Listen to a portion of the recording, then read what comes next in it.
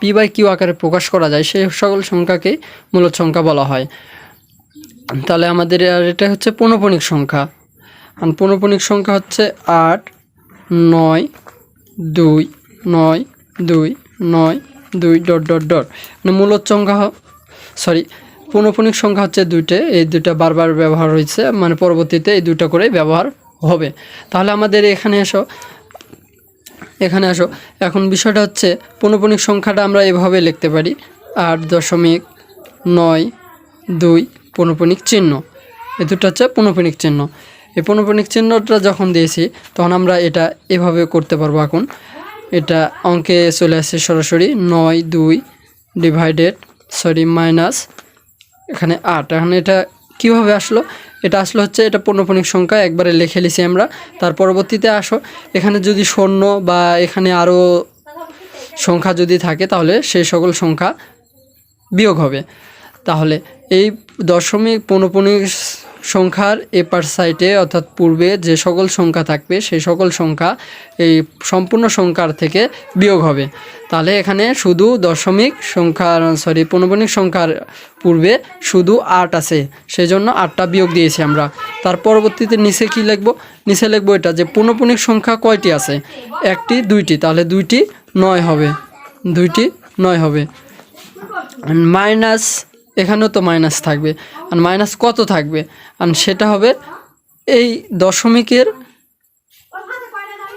দশমিকের ডানে এবং পৌনঃপুনিকের বাঁয়ে যে সকল ফাঁকা সংখ্যা থাকবে সেই সকল সংখ্যা হবে এখানে -10 হবে, -10 হবে, এরকম বিয়োগ হবে, তাহলে আমরা এটা লিখে নিলাম। তারপরে সমান সমান পরের লাইন সমান সমান এখানে বাদ হবে, বাদ হলে হবে 4, বাদ হলে হবে 4 4 9 2 8, 2 হাত থেকে 1 বাদ দিলে হবে 8, তারপরে হবে কত? 8 8 884, 84 নিচে নেমে আসলো 9 9 99। তাহলে এটা আমাদের পি বাই কিউ আকারে প্রকাশ হয়ে গেছে। আমাদের এখানে কাটাকাটি করা যেতে পারে বা না যেতে পারে, আমরা ওটা দেখব না। আমাদের উদ্দেশ্য হচ্ছে পি বাই কিউ আকারে প্রকাশ করতে হবে, আমাদের পি বাই কিউ আকারে প্রকাশ করতে হবে। তাহলে বুঝতে পারবো যে অঙ্কটি মূলদ নাকি অমূলদ সংখ্যা। তাহলে এটা আমাদের মূলদ সংখ্যা হয়ে গেল, পি বাই কিউ আকারে প্রকাশ হলো, এটা পি এটা কিউ মূলদ সংখ্যা। তাহলে সুতরাং 8.92 ডট ডট ডট একটি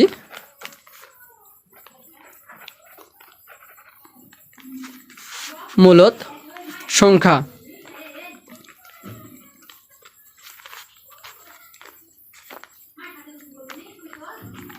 মূলদ সংখ্যা, তাহলে আমাদের একটি হয়ে গেল। এখন 2 নাম্বারে কি বলছে যে 2 নাম্বার হচ্ছে 0.0 আমি বইতেই দেখাই একবারে। এটা কি বলছে? 0.0100130001 তার ডট ডট ডট, তার মানে এখানে এটা কিন্তু পৌনঃপুনিক সংখ্যা নয়। তাহলে এটা বোঝা যাচ্ছে যে এটা পৌনঃপুনিক সংখ্যা নয়, সেহেতু এটা সহজেই বোঝা যাচ্ছে। আর এবং এখানে চলতেই আছে, ডট ডট দিয়ে এটাকে থামে নেই, এটা চলতেছেই। তাহলে এটা সংখ্যাটি হচ্ছে অসীম সংখ্যা। আর অসীম সংখ্যাকে আমরা কখনো পি বাই কিউ আকারে প্রকাশ করতে পারবো না।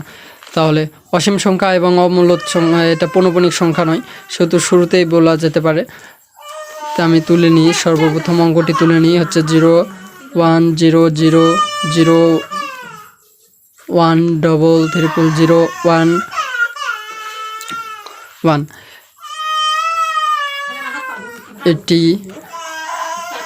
এটি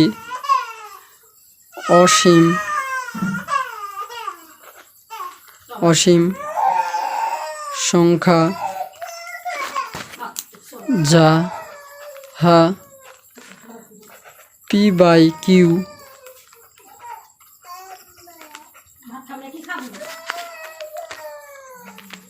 প্রকাশ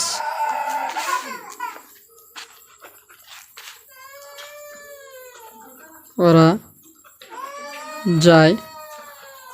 যায় না।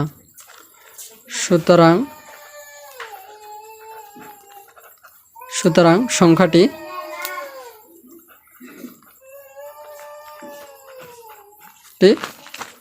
অমূলদ।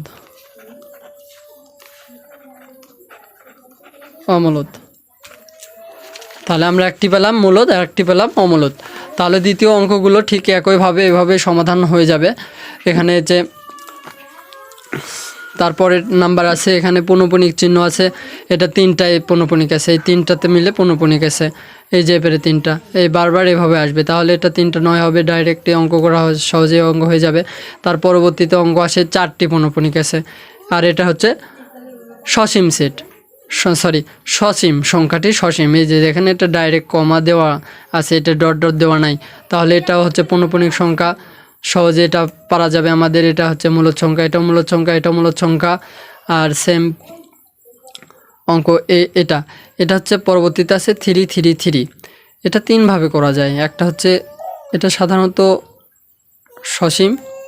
অসীম সেট, অসীম সংখ্যা, ডট ডট ডট পৌনঃপুনিক নয়, সেহেতু এটা অমূলদ সংখ্যা হবে। যদি আমরা এটা দ্বিতীয়ভাবে ধরি বা এটা 3 3 3, এটাকে পৌনঃপুনিক, আমি এই একটা অঙ্ক করে দিচ্ছি, এগুলো পারা যাবে। এটা পৌনঃপুনিক সংখ্যা, আর এটাও পৌনঃপুনিক সংখ্যা, এটা পৌনঃপুনিক সংখ্যা, মানে 4টা। এই অঙ্কটা আমি শুধু ভেঙে দিই কীভাবে হবে। 4টা 9 হবে, নিচে 4টা 9 হবে, আর মাইনাস হবে 4টা 9 হবে, আর মাইনাস হবে 2 2 18 28, 2 18 28 মাইনাস 2 ডিভাইডেড হবে 9 9 9 9, হলে এটা বিয়োগ করলে হবে 2 1 8 2 6 ডিভাইডেড 9 9 9 9।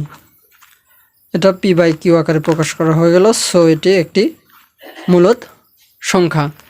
আর দ্বিতীয় সর্বশেষ যেটা আছে সেটা হচ্ছে 3 3 আছে বইতে, এই যে 3 3, মানে এটাকে যদি পৌনঃপুনিক ধরি তাহলে এটা মূলদ সংখ্যা হবে, আর যদি এটা না ধরি তাহলে এটা একটা সসীম সেট, মানে এটা 2 নাম্বারের অঙ্কের মতো সিস্টেমের অঙ্ক হবে। এই অঙ্কটার মতো এই অঙ্কটা হয়ে যাবে। এটা একটি অসীম সংখ্যা যাহা p/q আকারে প্রকাশ করা যায় না। সো এটা একটি অমূলদ সংখ্যা। এটাকে যদি ডট ধরা হয়, আচ্ছা পৌনঃপুনিক ধরা হয়, কত আছে 1 2 2 3 3 3, 1 2 3 3 3, তাহলে এটা ডট ডট ডট, এটা যদি পৌনঃপুনিক ধরা হয়, এটা শুধু আমরা ধরতেছি, এটা পৌনঃপুনিক হবে না। 2 3 পৌনঃপুনিক ডট ডট ডট, অর্থাৎ যতবার হবে, এটা ডট দেওয়ার প্রয়োজন নাই, যতবার হবে এখন 3টা ততবারই হতে থাকবে। এটা হচ্ছে পৌনঃপুনিক সংখ্যা। তাহলে এই পৌনঃপুনিক সংখ্যা আমাদের সহজে এটা p/q আকারে প্রকাশ করা যাবে। সো এটা একটি অমূলদ, সো এটা একটি মূলদ সংখ্যা।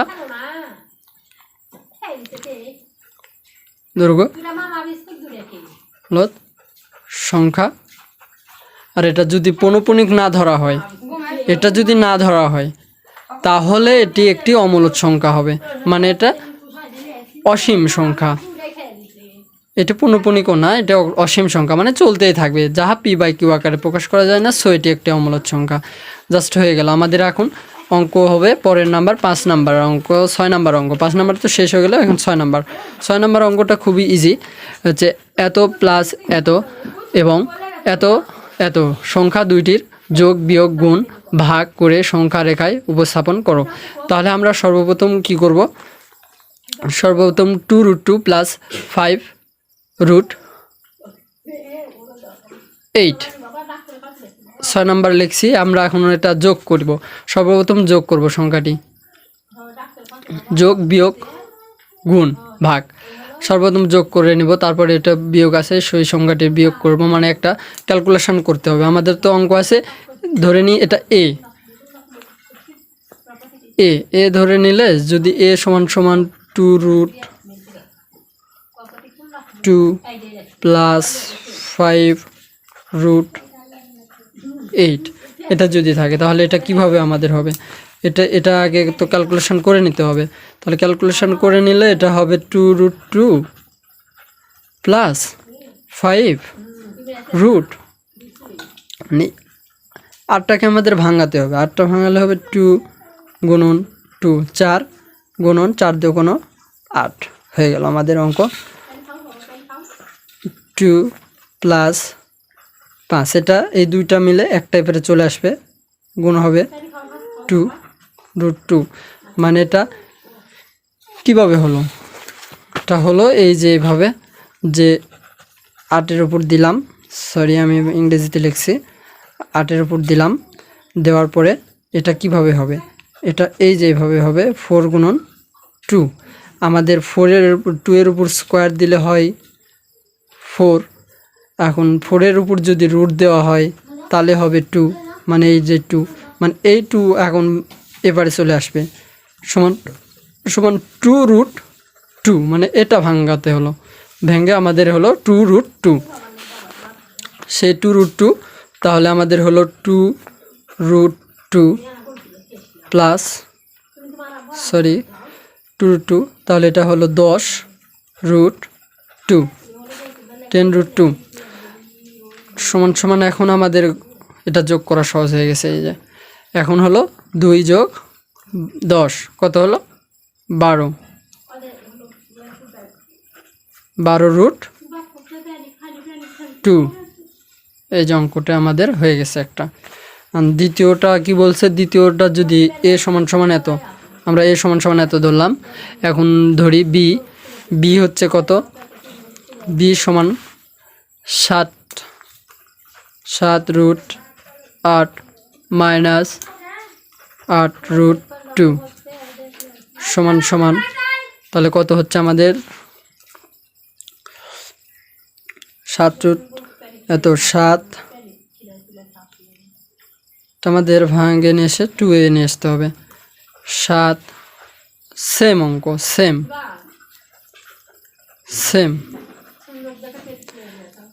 এটার সেম, এই অঙ্কটার সেম অঙ্ক। তাহলে আমরা দেরি না করি, এটা হচ্ছে 2 গুণ করলে 14√2 মাইনাস 4√2 করলে হয় 10√2, ঠিক আছে। এটা আমরা বি পেলাম, এটা আমরা এ পাইছি। এখন আমাদের অঙ্ক করা শেষ। এখন অঙ্ক হচ্ছে যোগ করতে হবে, বিয়োগ করতে হবে, গুণ করতে হবে। তাহলে আমরা যোগ করে নিই, এ প্লাস বি যোগ এ প্লাস বি সমান সমান হচ্ছে 12√2 প্লাস 10√2 সমান সমান ডাইরেক্ট, কোনো কিছু দেখার বিষয় নাই এখানে, 22√2। আর বিয়োগ করলে কত হবে, A minus B equal to 12√2 minus 10√2 সমান সমান আমাদের কত হলো, তাহলে এটা হবে 2√2। এখন এটা আমাদের মান নির্ণয় করতে হতো, কারণ মান নির্ণয় না করলে আমাদের পরবর্তীতে অঙ্কটা হচ্ছে আমরা সংখ্যা রেখায় বসাতে পারবো না। সো সংখ্যা রেখায় আমরা পরবর্তীতে বসাবো, সংখ্যা রেখায় বসানো ব্যাপার না, সবাই বসাতে পারবে। আচ্ছা আমি অঙ্কগুলো করে নিই। তারপরে কি বলছে, গুণ, তারপরে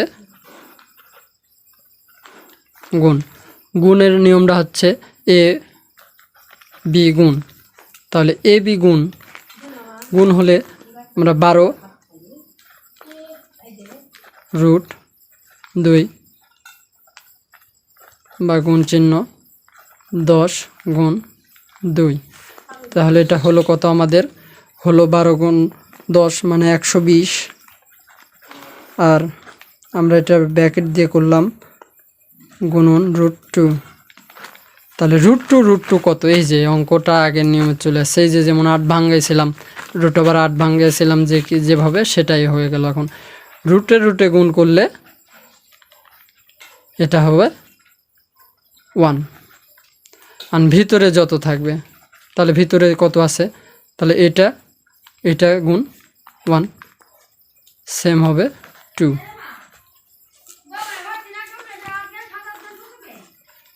120 গুণ 2, তাহলে অঙ্কটি হয়ে গেল কত, তাহলে 0 মানে 0 দিয়ে পৃথিবীর যাকেই গুণ করা হোক না কেন সেটা 0ই হবে, আবার 1 দিয়ে যে পৃথিবীর যাকে গুণ করা হবে পৃথিবীর সেটা হবে, মানে 1 দিয়ে যদি 120 গুণ করা হয় 120ই হবে, আর 0 দিয়ে যদি 120 গুণ করা হয় তাহলে 0ই হবে। 0 দিয়ে যাকে গুণ করা হোক না কেন সেটা 0 হবে। তাহলে আমাদের 2 0 2 4 আর 2 কে 2 240, আমাদের এটা √4 থাকলো না। এখন হবে ভাগের বেলা a ভাগ, আমরা ডিভাইডেড দিয়ে করি, a ভাগ b, তাহলে হবে আমাদের 12√2 ডিভাইডেড 10√2, তাহলে এটা আমরা সমান সমান দিয়ে করতে পারি। এটা কাটা যাবে, এটা কাটা আমরা কাটা দিব না, জাস্ট আমরা বোঝানোর ক্ষেত্রে বলতেছি কাটা, মানে তাহলে 12/10, এটা হচ্ছে সামথিং করতে হবে, সামথিং করলে কত হবে, 2 দিয়ে ভাগ যাবে, 2 দিয়ে ভাগ গেলে 6, আর এটা হবে 5, পয়েন্ট নিয়ে আসলে 1 পয়েন্ট সামথিং। সো আমরা এটা এখানে শেষ করতেছি। আর বিষয়টা হচ্ছে সংখ্যা রেখা লিখতে হলে সংখ্যা রেখা তো অনেক বড় হবে, কারণ এখানে কত আছে, 240 আছে, শুধু 240 নিতে হলে আমাদের বেশি করে সংখ্যা নিতে হবে। আর এটাগুলো সব প্লাসের আছে, সেহেতু এখানে 0 ধরে নিলাম, আর এই দিকে মাইনাস ধরে নিলাম, এটা 10 ঘর করে নিলাম, 10 ঘর মানে মাইনাসের ঘর এদিকে গেল, আর প্লাসের ঘরগুলো এদিকে আসবে, 10 20 30 40, এখানে ডট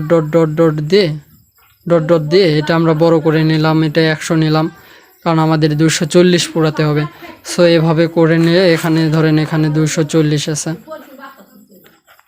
240 প্লাস 240, এখন এটাখানে আমরা এই যে বলছিলাম আমাদের মান নির্ণয় করতে হতো, তাই এটার মান যেমন 6, এটার মান হচ্ছে 1 পয়েন্ট সামথিং। অঙ্কে বলছে যে আমাদের গ্রাফে অঙ্কগুলো স্থাপন করতে হবে, এই যে অঙ্কগুলো সংখ্যা রেখার স্থাপন করো।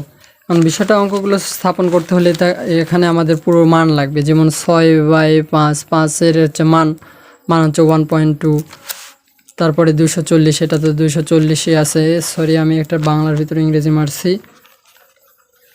240,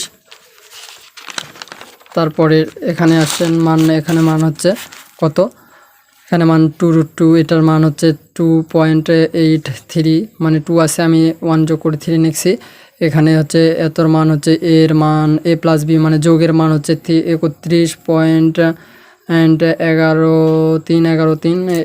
এগুলো মানগুলো এখন আমাদের সংখ্যা রেখায় স্থাপন করতে হবে। এটা আমাদের সংখ্যা রেখার এখানে আমাদের আরও সংখ্যা আছে, এটা আমি বোঝার ক্ষেত্রে এখানে তো ধরবে না, সকল সংখ্যাগুলো তো এখানে ধরবে না, ধরলে আমাদের নিচে আরও লিখতে হবে, সেজন্য আমি বোঝার ক্ষেত্রে ছোট্ট করে লিখছি।